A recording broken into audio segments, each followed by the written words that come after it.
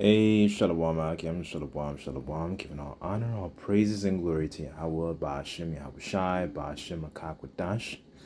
Double honors to the apostles and the elders of Great Millstone for teaching us his truth, and salutations to the sincere Akim and Akwathim and listen.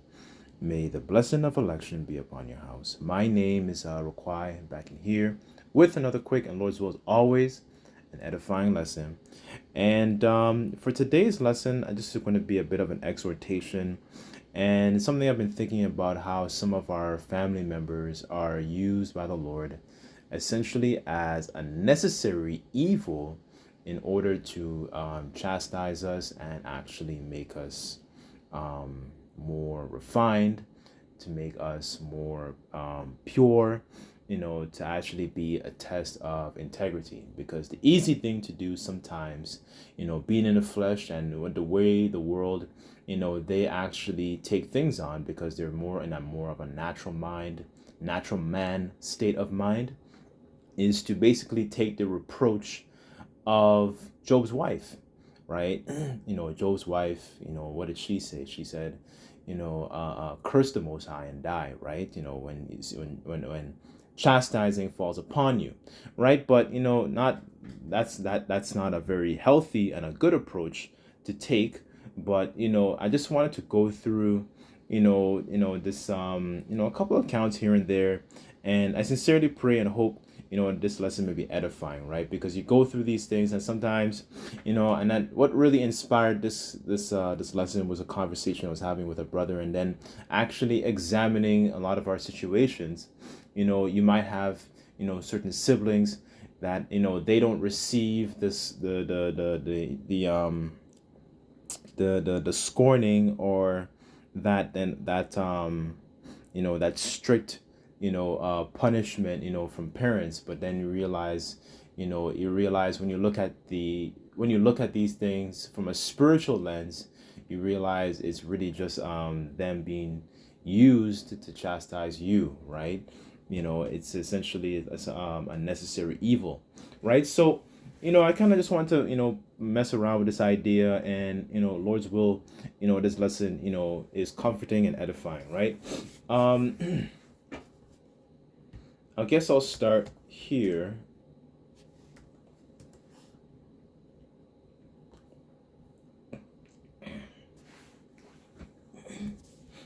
This is Hebrews chapter 10. Hebrews chapter 12, verse 11. And it says, "Now no chastening for the present seemeth to be joyous, but grievous. Nevertheless, it yieldeth the peaceable fruit of righteousness unto them which are exercised thereby." Right? Let me get that that word for righteousness, just to get some more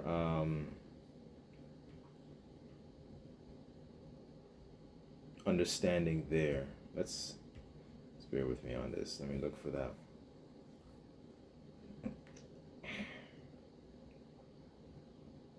Okay, so I want to get two words. I want to get the word fruit.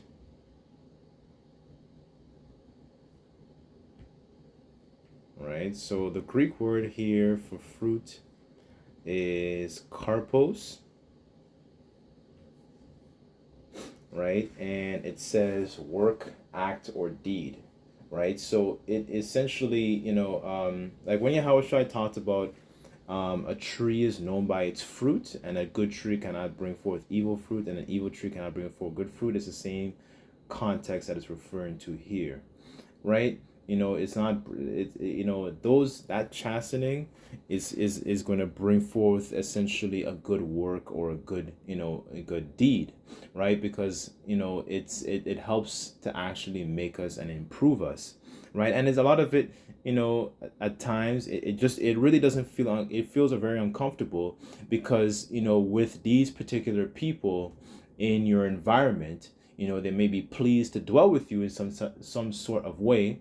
It just doesn't always feel comfortable because you're in the flesh, right? The flesh is essentially, the flesh is weak, right?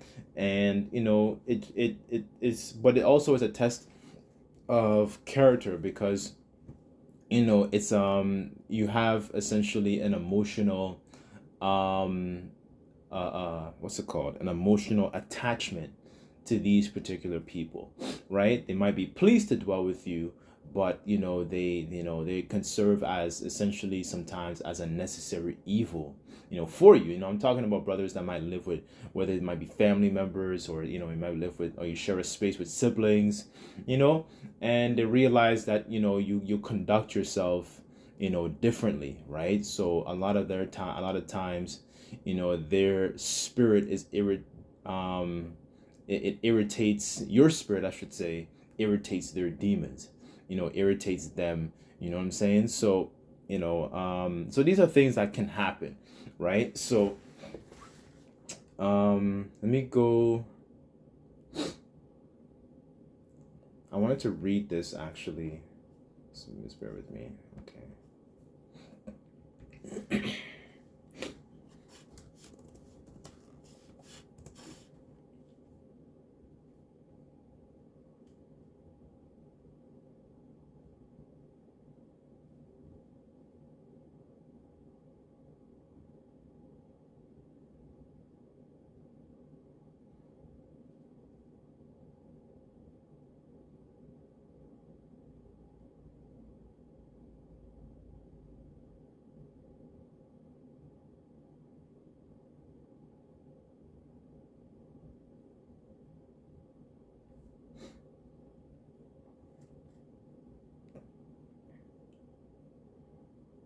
Okay, I want to start from verse 1, but I'll kind of jump around in this chapter, right? Because I kind of want to hit a couple key points here.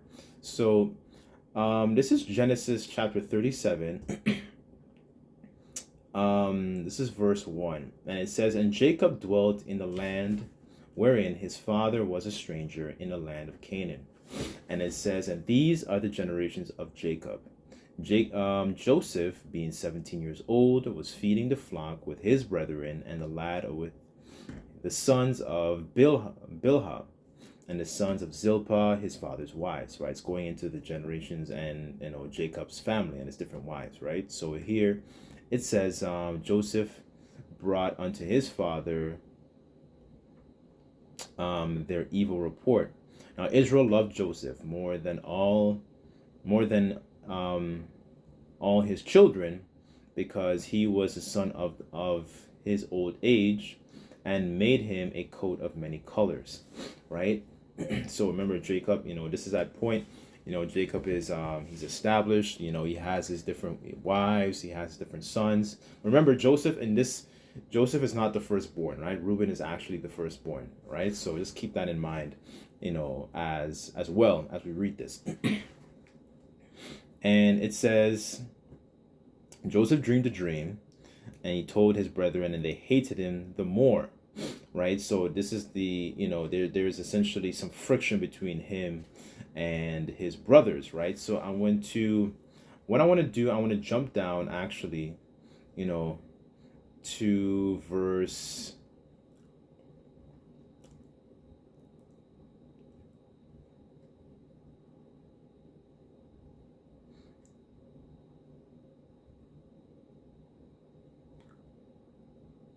I want to jump down to verse 20, right? So just to keep in mind, okay, he tells his brethren the dream, and then they have a certain they have a certain level of friction towards Joseph, right? Here now, so this is verse 20, and it says, "Come now, therefore, and let us slay him, and cast him into some pit, and we will say, some evil beast hath devoured him, and we shall see what will become of his dreams." Right, so this is they're essentially a plotting and an evil intent towards Joseph, right? And Reuben heard it, and delivered him out of their hands, and said, "Let us not kill him." And Reuben said unto them, "Shed no blood, but cast him into this pit that is in the wilderness, and lay no hand upon him, and he may rid him out of their hands, to deliver him to his father again." And it came to pass, when when Joseph was come unto his brethren, they stripped Joseph out of his coat of many colors that was on him, and they took him and they cast him into a pit. Right, so this is his brothers essentially plotting against Joseph. Right, so here it says, and there was no water in it. And it said, and they sat down to eat bread and lifted up their eyes and looked, and behold, a company of Ishmaelites came from Gilead with their camels, bearing spicery, balm, and myrrh, and gold, and going to carry it down to Egypt. Judah said unto his brethren, so Judah is in on the plot too, right? So, what profit is it if we slay our brother and conceal his blood?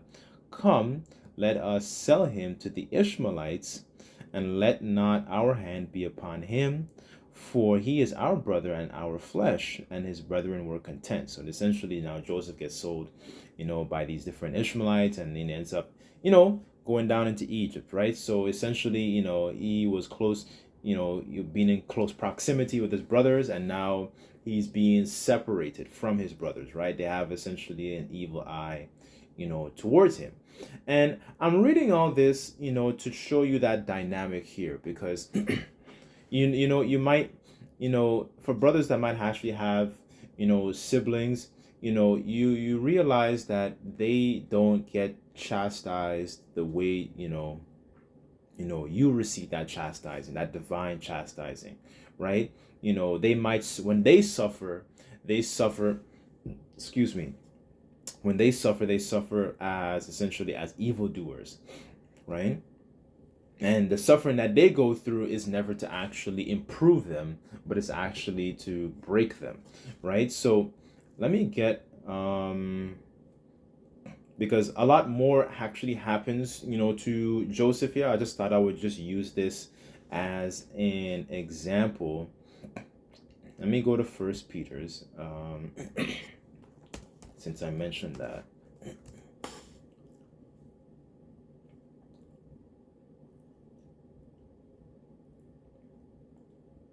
This is First Peter's chapter 4, verse 15, and it says, "And let none of you suffer as a murderer, or as a thief, or as an evildoer, or as a busybody in other men's matters." So, they a lot of these people, especially a lot of our people, this is the way that they suffer. They suffer in a wicked sense, right? But verse 16, and it says, "And yet if any man suffer as a Christian," well, here it says Christian, but when you go through the history, our people, they were first called Christians in Antioch, going back to the Acts 11th chapter. So just to bring understanding when, people read these things, right? When you see these things, right? And it says here, if any man suffer as a Christian, let him not be ashamed, but let him glorify the Most High on his behalf, right? So, this is some of the ways that, that we, we suffer, right? We don't suffer in an evil sense, we suffer in a righteous sense. But showing you, going back really to the point where, those family members, they were essentially serving as a necessary evil, for Joseph, right? So let me go to, the reconciliation portion of his life with his brothers.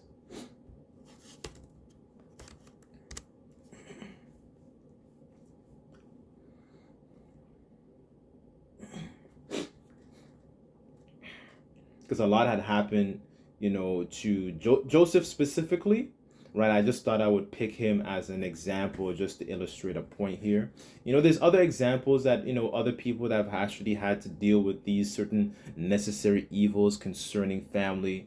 Another good example is, our forefather David, as well as King Saul, because they, after the Spirit of the Lord actually left him, left King Saul, you start to see how much, David had to essentially apply a spiritual mindset where, he had the opportunity to actually inflict harm upon King Saul, but he never actually took it, right? He actually he exemplified a certain level of uprightness, because that's how we're supposed to be as a people anyway. Because scriptures talk about how Jacob is a plain man, dwelling in tents. And when you go into that word plain, it refers to somebody who's like, upright. Well, that's the way we were created to be as a people, right? And you start to see, after the Spirit of the Lord left Saul specifically, you see a lot of how carnal and the carnal behaviors of how much more Saul began to behave towards David. But David never actually conducted himself in that same fashion, in the same manner, right? So you start to see one, got, he became more carnal, and David was, a lot of these times he had to be very, very spiritual about the situations that he was in, right? So that's a very, healthy mentality, because the quick thing for a lot of our people to do is to actually, try and destroy their situations rather than essentially dealing with it, right? Dealing with the chastising, dealing with it, because, to be able to deal with it, you have to be spiritual, man. You can't be carnal, carnally minded, right? Carnally minded is essentially death, right? It doesn't lead to anything positive. The quick thing to do is to essentially, get your own lick back, so to speak, right? um this is Genesis 50. Start at verse 16. I'll start at verse 15, and it says, "And when Joseph's brethren saw that their father was dead, and they said, Joseph will peradventure hate us, and will requite us for all the evil that we did unto him. And they sent a messenger unto Joseph, saying, Thy father did command before he died, saying, Thou shalt ye say unto Joseph, Forgive, I pray thee now, and the trespass of thy brethren, and the sin, and their sin." Because Joseph didn't recompense their the evil that was done unto him from his brothers. He didn't recompense that evil unto them, right? So that was a test of character. And right, and this is his blood brothers. You know what I'm saying? Like, imagine, that, you're not gonna do the same thing unto them, right? But you realize, they were just served as a necessary evil just to test your character. You know what I'm saying? Let me continue, and it says here, in verse 17, "So shall ye say unto Joseph, Forgive, I pray thee now, the trespass of thy brethren, and their sin, for they did unto thee all evil, and now we pray thee, forgive the trespass of the servants of the Most High of thy father." And it says, "And Joseph wept, and when he spake unto him, and his brethren also fell down before his face, and they said, Behold, we be thy servants," right? So this is they came more in a humble state of mind, right? And Joseph, long story short, Joseph gets raised up, he gets honored from the Pharaoh, to be able to break down the dreams, and to be able, the Lord was really in with him. He went into prison, he got accused falsely, he had moments of his ups and downs. But this is what I really want to hit here is what Joseph said, in verse 20. And and this also fulfills the dream that he had, going back into the 37th chapter, right? So here it says, and his brethren also fell down before his face and said, Behold, we be thy servants. This is verse 19, and it says, "And Joseph said unto them, Fear not, am I in the place of the Most High Yahweh Bashem Yahushai? But as for you, you thought evil against me, but the Most High Yahweh Bashem Yahushai meant it unto good, to bring to pass as it this day, to save much people alive," right? So he meant it. He realized that he was spiritual, realizing it was all for his good and for his benefit, right? So this shows, a couple examples of how that family dynamic. I'm just using this as a comfort for, brothers that actually might dwell with certain family members. They don't have to be siblings. They could be siblings. It may not necessarily be, but certain family members, or even could be a woman that might be pleased to dwell with you, can serve essentially as a necessary evil, for you, but it's helped to develop you and strengthen you, right? It's not served as something to actually, break you. You know what I'm saying? So, and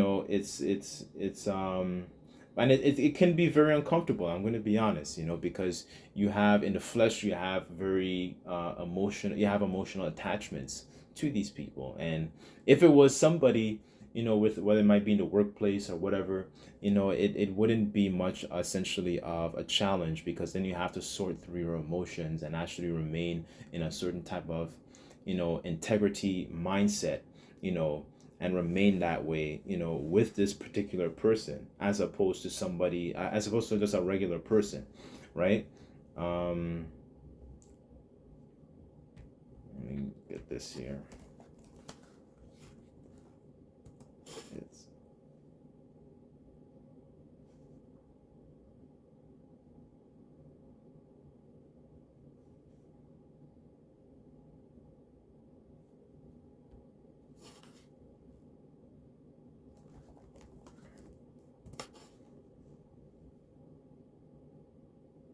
Okay, this is Psalms chapter 101, verse 2, and it says, "And I will behave myself wisely in a perfect way, and when wilt thou come unto me? I will walk within my house with a perfect heart," so a perfect mind, right? So, you don't walk in a particular way, that's actually going to be displeasing.